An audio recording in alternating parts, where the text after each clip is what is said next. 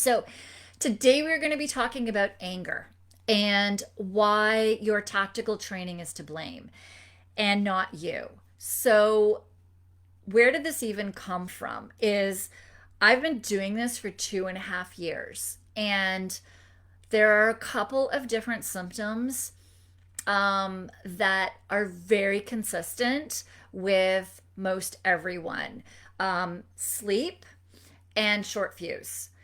There are a lot of other different symptoms of burnout that hit you guys at different rates, different orders from one another.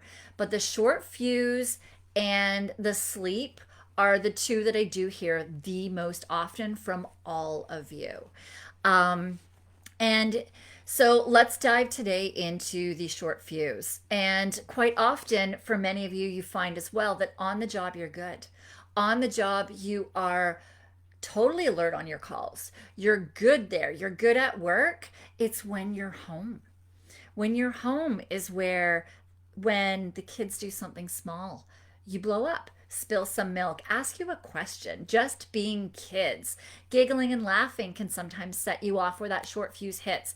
Your wife may ask you a question, your spouse may ask you something, and or they may be doing something different than you, and it just boils you up inside. Loading the dishwasher, just small things around the house can just get under your nerve, and they never used to before.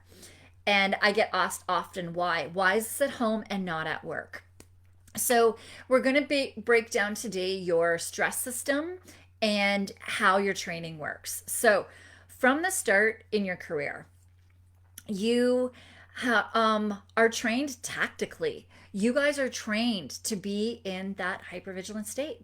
You're trained to get yourself focused, to be able to really survey your surroundings. For all of you, I mean, whenever you guys are for EMS fire, you're at an accident, you need to be watching all around. EMS for you guys, sometimes it's the ones in the crowd that are the ones that you really need to be watching for while you are actually attending to a patient. And then we get officers. You don't know anytime you are going into a call. My husband has always said he goes to every single call as if it's a gun. Every call.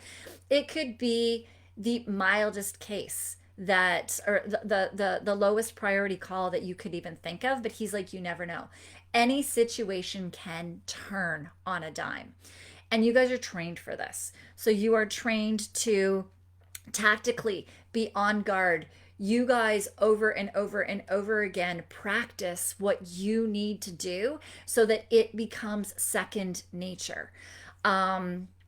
If you're watching, if you listen to Lieutenant Dave Grossman, he talks about how somebody who is repeatedly over and over and over again practicing their shot, but they're pretty much just practicing it, taking it out of their holster and then putting it back in their holster again, that what they've found is when they're actually in the middle of a situation, they've literally done that, where they've taken their gun out of their holster, pointed at the perpetrator, and then put it back in their holster because they trained and trained and trained themselves over and over again.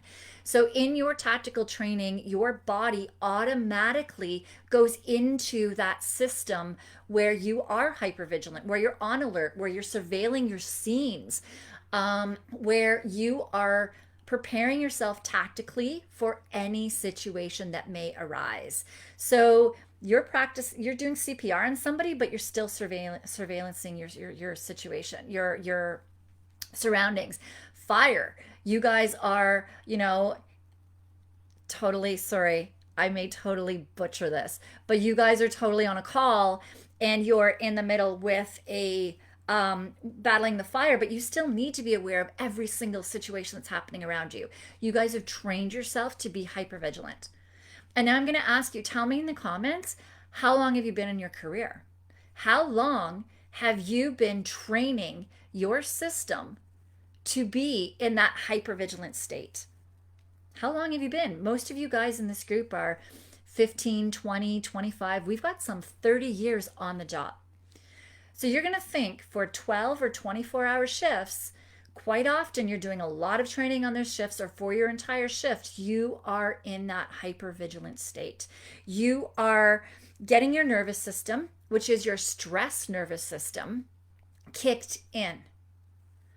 And with that 20 years, yeah, so for 20 years, Marcy, 20 years you have been keeping, like, training yourself to make sure that that system is in check, because that is the system that keeps you safe every single day on the job and allows you to come home to your family, right? You need to be aware of your surroundings. You need to be in that hypervigilant state. But the thing is that this stress nerve, your nerves are just like a muscle. So the more that you work them, the stronger they get and the quicker they are to react.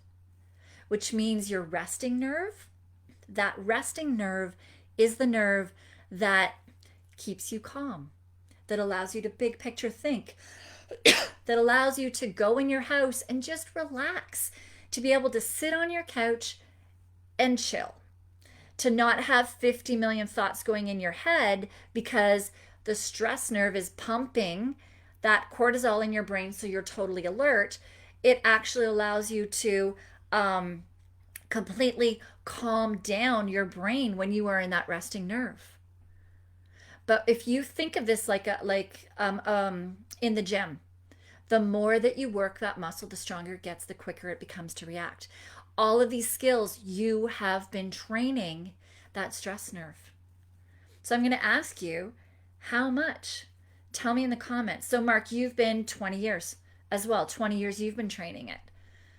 So that is so strong. How strong? Tell me, guys, how strong is your resting nerve? How much have you worked on it?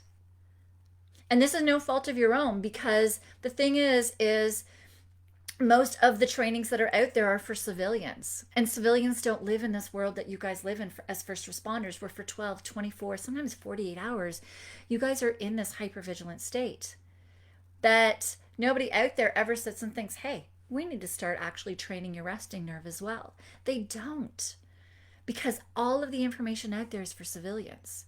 But that is not you guys. So we have worked hard to keep you safe on the job, but now we need to work hard to make sure that when you are home, you can get out of that state where you're not switching from 0 to 100 in 2 seconds flat and all of a sudden yelling at your kid and stopping and going, whoa, what just happened there? And then it becomes this whole spiral where you end up getting like more and more arguments with your spouse because you're more agitated about things. You're shorter about things at home. The kids start taking account of what you're like when you're at home. They feel like they're walking on eggshells around you because you instantly snap and they don't know when that's going to happen. But it is because you've trained yourself so well to keep you safe on the job. But at home, you haven't trained your resting nervous system and you don't know how to switch out of it. Let me know, guys. Does this make sense? Is this making sense to you guys? Is this ringing true? I kind of feel like I'm just speaking to a screen right here. But if you're not training that resting nerve, then if you're not training that resting nerve, then your stress nerve is overpowering it. Okay, Mark, you have a routine after work where you walk home 3K and then read until you can concentrate well. Awesome. Okay, that is phenomenal. The question I'm going to ask you is, let's think about this like the gym. How long does that 3K home, like, this is amazing, Mark. I love this, that you're doing that. That 3K walk home and then reading, how much time of your day is that? And how long was your shift? So if you think that you're spending the entire 12 hours of your shift in that hypervigilant state, and then you're training your resting nerve for, let's say, 2 to 3 hours, is it going to catch up? Is it going to catch up to where you've trained your stress nerve? Right? So that's where, sorry, Brian Pike. Yeah, I've actually spoke with, in Canada, they have the ASIS here. I've actually spoke with them as far as private security goes. And yeah, they were all their private security people experienced the same thing. You guys are all hyper vigilant, on alert, and all that. Brian, I definitely do work with a lot of security as well. It's the same world, the same thinking, the way that your bodies are trained. But you guys have to think about it with your training. If you're going to be spending all of this time on that shift, so 1 to 2 hours after shift, after a 12 to 14-hour shift. So that's where you have to think about this, Mark, is okay, how am I going to catch this out? How am I going to catch up that? So let's think about a right and a left bicep in the gym.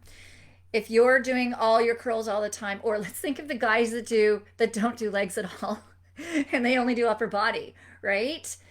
If they continue to do the same amount of work on their upper body and they're not doing any of that work on their lower body, or they just increase a little bit to the lower body, they're never going to catch up to where their upper body is. Their legs are never going to get to be to where their upper body is. So that's one thing where we start thinking about how can we incorporate this into your day? How can we? So that's where the very beginning of my program. Um, oh, Mark, amazing. Yes. So your use of force training. Um, my biggest thing with all of this is to train them at the end of your use of force. So I'm going to relate this to the gym, Mark, so that I don't butcher all of your training protocols. But let's think of a hit circuit at the gym, or let's think of so you've got the hit circuit at your gym, or you've got a tactical training that you're doing. You have the guys doing this tactical training. You're doing this hit workout. When you're done, sometimes these guys just sit and they chat, or they breathe, or you go into another lesson and you're just moving on to something else. Well, the brain is still in that stress nervous system. So you need to start doing stuff to switch them out of that stress nervous system, right? So you're doing that hit workout, you're doing that, let's just say some grappling, tactical workouts, you're doing some sort of a thing. At the end of it, as soon as they're done, get them to breathe. So so in my program, it's 12 months. The very first thing not the very first thing, sorry, the third lesson that we do start focusing on is breathing. From there, we start working on more and more advanced training for your resting nervous system. But the first thing we teach is breathing. And we get these guys to breathe all of the time.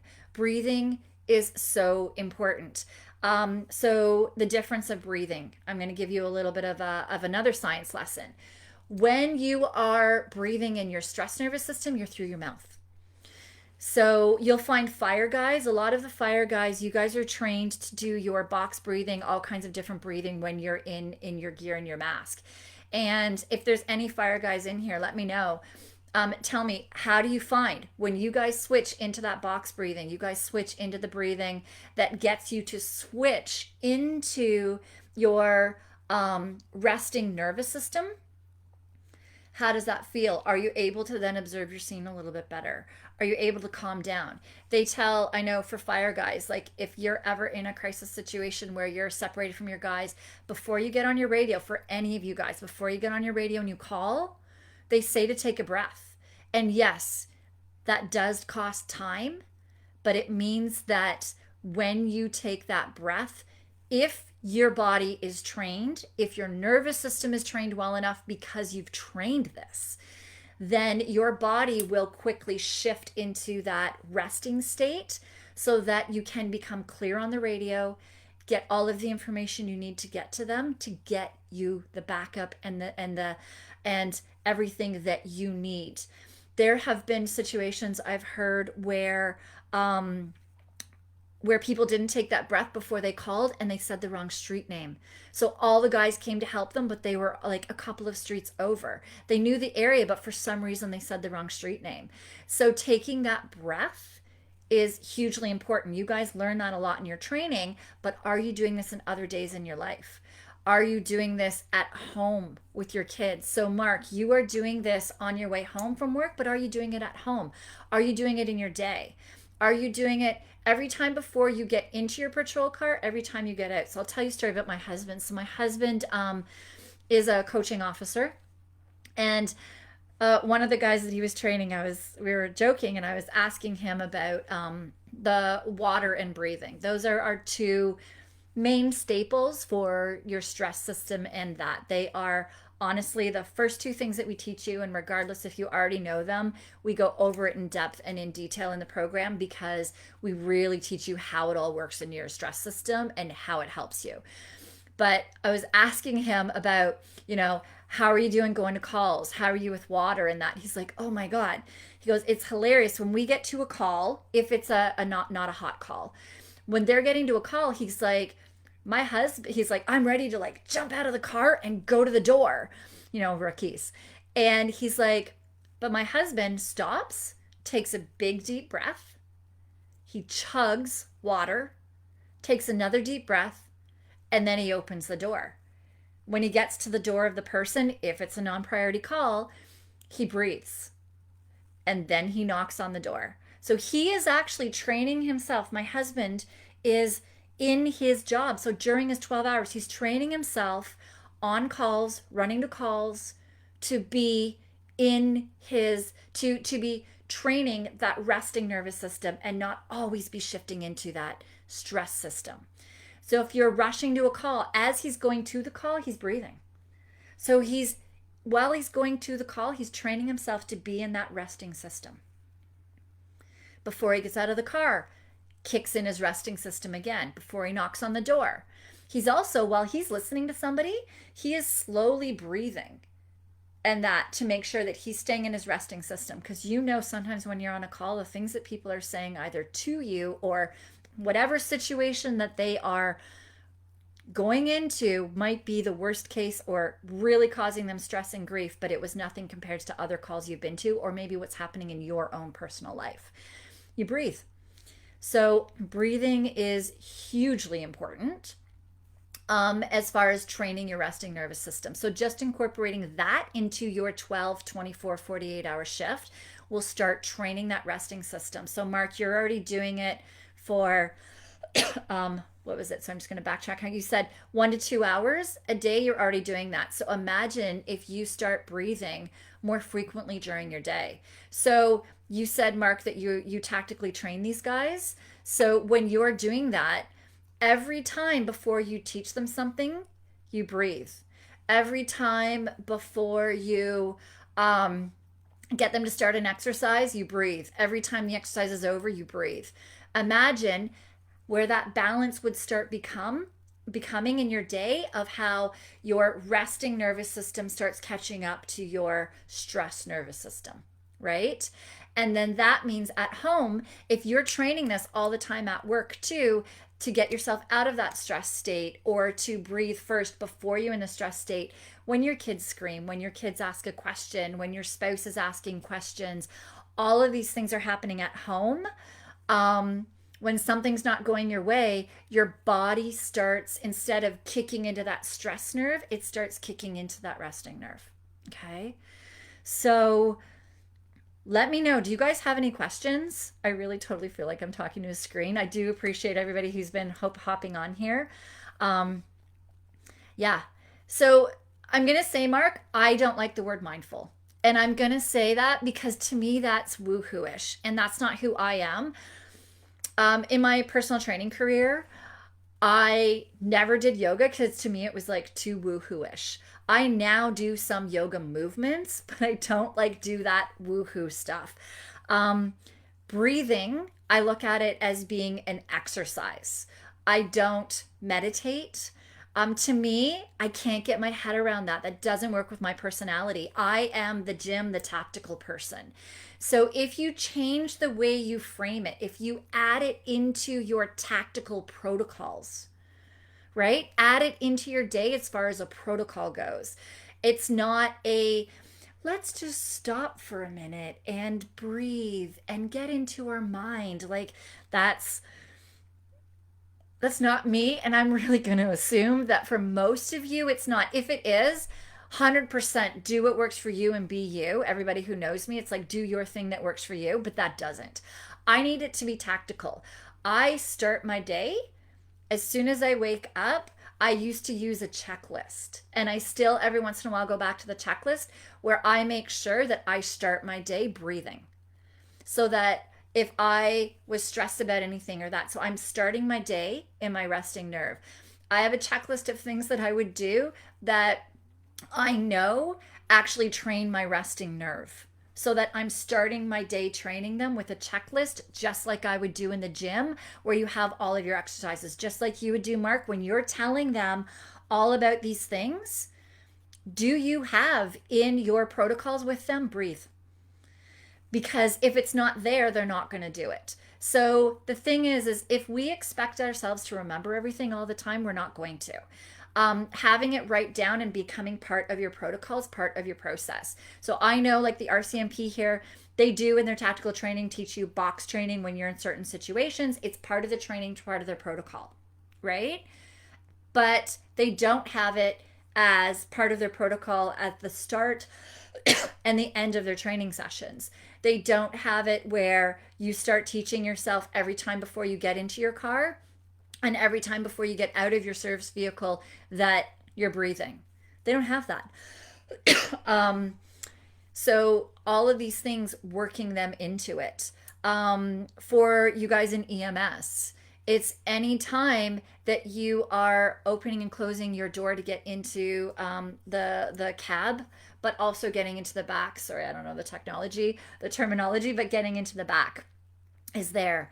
Yeah, so Mark, was that helpful? Because being mindful, we're going to forget, especially since one of the signs of burnout is that your short-term memory starts decreasing, you get more brain fog, and it takes all of your energy in order to remember things. So doing your reports after and doing all those things, your brain already gets there. So the more that you actually have in your protocol that becomes part of that automatic routine that we spoke of in the beginning, the more that that becomes completely automatic for you guys, the more you just do it without thinking, and the more that you're evening out training your stress nervous system and your resting nervous system.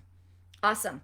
Okay, any questions before I sign off on here? Let me know if you guys have any questions. I do want you to know, like as I said, we teach this in my 911 Elite Performance program. The third lesson, we go slowly through teaching you each lesson because it has to become a habit of repetition that's easy. So we give you things that in 15 minutes a day, most guys read it on the toilet, their lessons, they're able to implement that lesson for the next 2 weeks, and then we go over. So the primary, the base things is water and breathing. And so in our private group, we what we're doing is about every 3 to 4 months, we cycle through where 1 month again, we focus on water, 1 month breathing, and we keep going back to those basics. Even though in the program, they're learning all the advanced things, they start learning all of the advanced stuff of getting that nervous system trained, their vagus nervous system, their resting nervous system. There's so many things. There's branches of it here that affect your snoring. So we get into training those. We start training the branches around your gut and your diaphragm that are actually affected with PTSD, where when you get to a point of PTSD, we're actually shutting down. Quite often, it's all of the branches of that resting nervous system that are around your diaphragm affected. So there's things that we get into that when we get through the program, but we still, going through the program, we keep going back to those basics of breathing, water. Okay, we always go back to those two, and as a group we keep practicing them even though they've learned them. Doesn't matter if they're in the 12th month of the program, we still go back, because I've been doing this for 25 years, training, and I find that still every time I do the water and every time I do the breathing, I get better and better and better at it. So just keep repeating it, keep focusing it, putting it into your protocols. And I'm just going to read Mark's comment here. Different perspectives are important. Yeah. Um, yeah. Speaking of guards language, and this is the thing, like, I don't relate to a lot of the woohoo things out there that when you hear me, I'm all science based. I'm all based on data. I need protocols. My background is training like athletes and high level executives in corporate. Um, they don't sit and talk about breathing. I mean, I wouldn't even look at it and listen to it and get into it until my system conked out and I was in full burnout and totally struggling and I needed to get out. And I started learning the stress system and I started adapting it for me. And I still don't go into all those woohoo things personally. I still base it all on scientific data and I just figure out how to tweak it and work it around my personality, which is basically like you would set up workout programs in the gym, and that's how all of this stuff works through based on all of the science, bringing it all in for your hormones, your nervous system, and your gut. Awesome. Okay, I hope this has been helpful. Ask any questions. um, Oxygen saturation levels, Brian, I didn't even go into that deep. That's more of the advanced stuff. We really are just focusing on that base habit of starting to train your resting nerve just right at the start. um, in my program, I have certain protocols and stuff in the program that we go through once they get to advanced on checking your control pause on your carbon dioxide output. And we have different breathing trainings that we do teach, that, as I was just saying to Mark, is completely based on like how I would totally train clients like in the gym with workouts and exercises. So we have certain exercises that we do every day on breathing, and then we keep doing our testing on a regular basis in order to get our carbon dioxide levels output changed, so that changes how much oxygen you're taking in, and how much carbon dioxide you're getting out. And there's a huge difference in anxiety levels going down, in depression, in your ability to think, in healing, in illnesses, like such a difference in all of these. So we actually have all of that in the program laid out with what levels mean which things to your health, where you're at. And through doing those on a regular basis, they're able to see how they're making headway in it and how their body's improving, in order to get those carbon dioxide output levels down. So, Brian, we do dig into that, but that takes a lot of different training and stuff, and we do that completely in the program. Right now, it is really making sure everybody has the base foundations, because if you don't have the base foundations, you can add all of that in, but it's not going to work. So let's just make sure that you are tactically in your day adding in breathing, and let me know how it goes. Post in the group. Let me know how it starts working for you. I do want to give a caveat to this, that there are 3 parts to your stress system. There's hormones, nervous system, and gut. And this is only one of those systems. So some of you may find a difference from just adding in the daily breathing.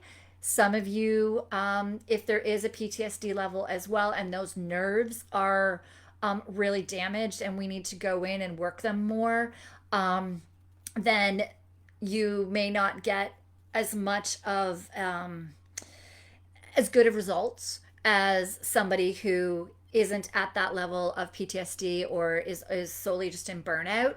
And there may be other things going on in the other stress systems, which most likely is. If your nervous system's affected, so is your gut and your hormones. So quite often we need to really look at all 3, but this is absolutely a start, and it will give you an indicator as to where your stress system is based on how well your body reacts to it. So let us know how your body reacts, and we'll go from that.